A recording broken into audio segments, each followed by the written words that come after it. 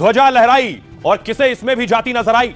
सबसे पहले आपको लिए चलूंगा अयोध्या। प्रधानमंत्री नरेंद्र मोदी अयोध्या पहुंचे और ध्वज, जो राम ध्वज है, जो धर्म ध्वज है, पीएम मोदी ने उसे फहराया। अब राम मंदिर पूरी तरह से बनकर तैयार हो गया है। यह इसका प्रतीक है कि राम मंदिर में जो भी निर्माण कार्य चल रहा था वो अब संपन्न हो चुका है। आपको बताऊंगा कैसे 2100 करोड़ की लागत से जो राम मंदिर बना है उसमें एक कील भी नहीं लगी है और 1000 साल तक यह राम मंदिर ऐसा ही रहेगा जैसा आपको दिखता है। आपको बताऊंगा, साथ ही बात करेंगे इसमें जाति वाली लाइन कौन ले आया है, कौन कह रहा है। और अखिलेश के सांसद खास तौर पर कह रहे हैं कि मैं दलित था इसलिए मुझे इस कार्यक्रम में नहीं बुलाया गया। सच क्या है यह भी मैं आपको बताऊंगा। अगली बड़ी खबर बात करेंगे एसआईआर पर बवाल और बीएलओ मौत पर सवाल। ममता बनर्जी ने आज फिर एसआईआर के खिलाफ पदयात्रा की और ममता ने क्यों कहा कि वो बीजेपी की हिंदुस्तान में नींव हिलाने जा रही हैं। साथ ही आपको बताऊंगा कि राज्य दर राज्य एसआईआर का बाकायदा वेरिफिकेशन हो रहा है, बीएलओ जा रहे हैं घर घर तक। तो फिर ये बीएलओ आत्महत्या क्यों कर रहे हैं? अब तक 1 दर्जन से ज्यादा बीएलओ आत्महत्या कर चुके हैं। इसके पीछे वजह क्या है? क्या बीएलओ पर वाकई काम का बहुत ज्यादा बोझ है? अगली बड़ी खबर बात करेंगे आतंकी डॉक्टर का खौफनाक खुलासा।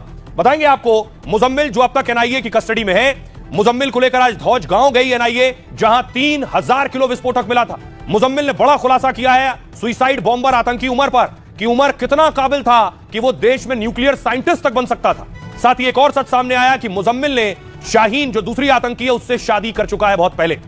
अगली बड़ी खबर बात करेंगे कि आखिर अंतिम संस्कार की इनसाइड स्टोरी क्या है। एक्टर धर्मेंद्र साहब का जल्दबाजी में अंतिम संस्कार किया गया, इस पर उनके फैंस क्या कह रहे हैं, फैंस की क्या रिक्वेस्ट और दरख्वास्त है ये आपको बताऊंगा। साथ ही सवाल उठ रहे हैं कि आज की आखिर उनका राजकीय सम्मान से अंतिम संस्कार क्यों नहीं किया गया, कैसे होना चाहिए था उनका अंतिम संस्कार, ये भी आपको बताऊंगा। अगली बड़ी खबर और आखिर में बात करेंगे एक बार फिर से जंग शुरू हो गई है पाकिस्तान और अफगानिस्तान के बीच। पाकिस्तान ने रात को 12 बजे जब अफगानिस्तान में सब सो रहे थे तब एक के बाद एक 3 बड़े एयर स्ट्राइक किए हैं। कितने लोगों की जान गई है? अब तालिबान बड़े बदले की तैयारी में है। दिखाएंगे तमाम खबरें, आइए शुरू करें। उससे पहले हेडलाइंस। अयोध्या राम मंदिर पर फहराई गई धर्म ध्वजा, इस दौरान मोदी भावुक हो गए। बोले अब मानसिक गुलामी से मुक्ति का लक्ष्य है। इसने राम को भी काल्पनिक बता दिया। पीएम ने रोड शो भी निकाला। उत्तराखंड के बद्रीनाथ धाम में पूजा पाठ के साथ बंद किए गए कपाट। 51 लाख श्रद्धालुओं ने इस साल दर्शन किए। इसी के साथ ही इस साल की 4 धाम यात्रा समाप्त हो गई। हरियाणा के कुरुक्षेत्र में गुरु तेग बहादुर के शहीदी दिवस कार्यक्रम में शामिल हुए पीएम मोदी। कहा मुगलों ने वीर साहिबजादों के साथ भी क्रूरता की। यूपी के लखनऊ में सीएम योगी ने भी किया नमन। राबड़ी देवी को खाली करना होगा 10 सर्कुलर रोड वाला सरकारी आवास। सरकार ने पटना में आवंटित किया नया घर। 2006 से यहीं रह रहा था लालू परिवार। एसआईआर के मुद्दे पर ममता की केंद्र को खुली धमकी। कहा हमारे बंगाल पर आघात किया तो भारत में बीजेपी की नींव हिला दूंगी। ममता के 10 सांसद 28 नवंबर को इलेक्शन कमीशन से मिलेंगे। असम विधानसभा में सिंगर जुबीन गर्ग पर सीएम हिमंता बिस्वा शर्मा का बड़ा बयान। हिमंता ने कहा जुबीन की मौत हादसा नहीं हत्या थी। स्पेशल टीम मामले की जांच कर रही। दिल्ली ब्लास्ट के आरोपी मुजम्मिल का कबूलनामा। फिदाइन उमर को बताया मुख्य साजिशकर्ता। कहा वो सीक्रेट सूटकेस में रखता था बम बनाने का सामान। शाहीन और मुफ्ती इरफान भी शामिल थे। चीन में भारतीय महिला से अभद्रता। शंघाई एयरपोर्ट पर अधिकारियों ने 18 घंटे हिरासत में रखा। अरुणाचल को चीन का हिस्सा बताते हुए पासपोर्ट को अमान्य बताया। भारत ने कड़ा विरोध जताया।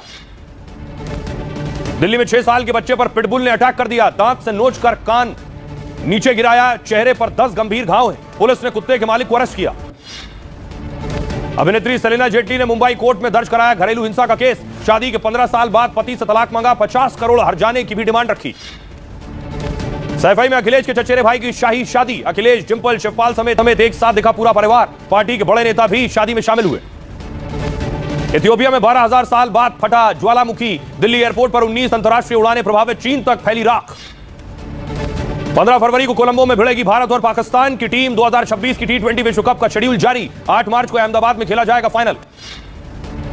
गुवाहाटी टेस्ट में चौथे दिन का खेल खत्म हो गया। दक्षिण अफ्रीका ने 260 रन पर घोषित की पारी। भारत को जीत के लिए 522 रनों की दरकार।